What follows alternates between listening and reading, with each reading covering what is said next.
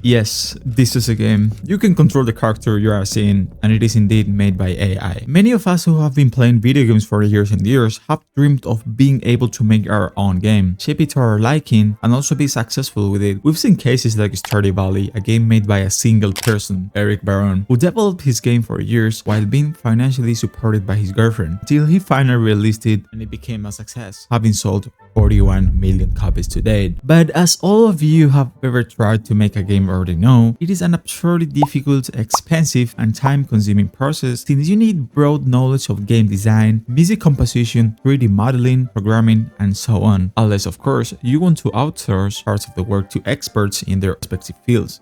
However, it seems that the direction of video game creation has just changed due to a piece of news that has become especially relevant in recent days: the release of Project Genie, developed by Google DeepMind, a British artificial intelligence research and development company. This generative AI does not generate a video, it generates an interactive experience with playable environments from a single prompt. This is what researchers call a foundation world model. At its core, Genie is an 11 billion parameter model trained on roughly 200,000 hours of publicly available 2D platform videos. Unlike traditional game development, which relies on engines like Unity or Unreal to define physics and logic through code, Genie operates through unsupervised learning. It was not given access to controller inputs or game code. Instead, it learned to predict the relationship between frames simply by observing patterns of movement. This allows the model to simulate a world where gravity, collisions, and character movement appear consistent despite having no hard-coded rules. With that being said, you have to take into account the current state of Genie. If you clearly look at what it's capable of creating, unless you're 90 years old and half blind, it's literally impossible to confuse it with a modern game. The image is very blurry and pixelated, and it looks more like a cheap mobile game than a well-made game. Also, because the AI is dreaming the world as you play, things can get weird. You might walk past a tree, turn around, and find that the tree has changed shape or disappear because the AI's memory of the world is not perfect yet. So why does this matter if the games look so bad? The real goal isn't just to make video games. The researchers are using Genie to see if an AI can learn how the world works just by watching video. If an AI can understand how a character jumps over a hole in a digital world, it might eventually be able to help a real-world robot understand how to step over an obstacle in a house. Putting aside how this AI works and analyzing the impact it could have on the video game industry, let's move on to one of the most talked about upcoming releases right now, GTA 6. If Rockstar isn't careful, an AI-generated GTA 6 could arrive before GTA 6 itself. Now, I don't really think, and I truly hope, that this will happen anytime soon. But related to this, there are already people who have taken simple GTA 6 images and run them through Project Genie to create a fictional GTA 6 with the help of AI. And remember, this technology allows you to move in real time and interact with the AI-generated world. In essence, the entire video game industry has been shaken by Google's announcement, and for good reason. While it is extremely early to talk about AI-generated games, Google Project Genie shows what the future will look like. And we should remember that Nvidia CEO had already hinted that a technology like DLSS 10 would be so intelligent that it could create graphics in real time, thanks to AI. So this is not that far-fetched.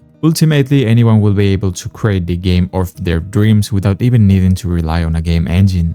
Some of the collateral effects of this AI's launch have been stock market drops for several companies, such as Unity Software, a company behind the Unity engine, whose stock value fell by as much as 24%. Roblox followed with a 13% drop, and Take-Two Interactive, the company behind GTA, with 10%. Even the Polish studio CD Projekt, behind the games The Witcher and Cyberpunk, suffered the consequences with an 8% drop. Just like what happens in the early days of AIs that generated videos and images, the debate has reopened around how legitimate this is and whether it should be made illegal, since it could leave thousands and thousands of people without jobs. And the reality is that yes, it can be problematic for a certain group of people who may be laid off because of their company cuts costs in an extreme way without taking into account the real value of human knowledge and creativity. And as you already know, when you enter a prompt, you're entering all the words. And sometimes there are images, feelings, or experiences that you simply cannot clearly express with language. That's where the importance of human art and its creative capacity truly lies. Many games come to mind like Split Fiction or Dave the Diver, titles made with immeasurable love, where when you play them, you can clearly feel that someone is trying to tell you a story in their own style and in their own way. And that's a different form of interacting with people. Even if the day came when AI could make a game like Redemption 2, I couldn't be as excited to play it as I would be knowing it was made by humans. And it's not just because I don't want those people to lose their jobs, but because I want someone to tell me a story. I want someone to share a story they've carried inside themselves for years and finally wanted to show to the public with genuine enthusiasm. I want a bond to be created between creators and players. I want humans to support one another rather than everything being reduced solely to relationships based on productivity and economic efficiency. In short, for now, Google Project Genie allows you to create these words with a 60-second limitation. On top of that, there are other limits and issues with the technology, such as not faithfully following the prompt, or characters having latency or being less responsive. But it's clear that we are at the very first steps of this technology and that AI makes huge advances every 6 months. So it will be interesting to see how this technology evolves and of course how the market reacts. And before ending the video, I'd like to share a quote with you from George Orwell that I want you to remember and that I think is especially relevant given the topic of this video. It's not so much staying alive, it's staying human that's important. Thank you and see you next video.